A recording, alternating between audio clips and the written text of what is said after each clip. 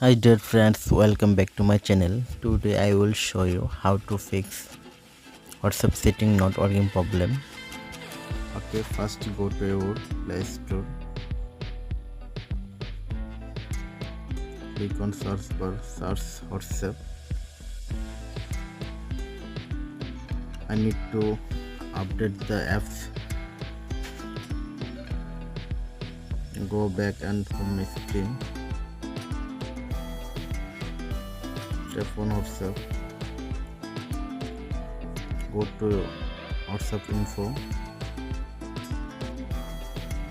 scroll down, tap one storage and tap one clear cache.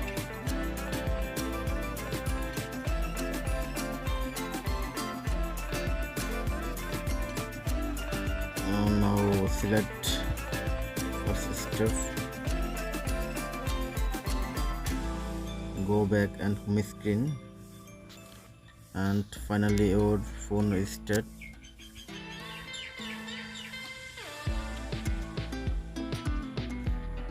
And go back and my home screen, select WhatsApp, tap on WhatsApp, and now tap on three dot. Thanks for watching my video. Please subscribe my channel.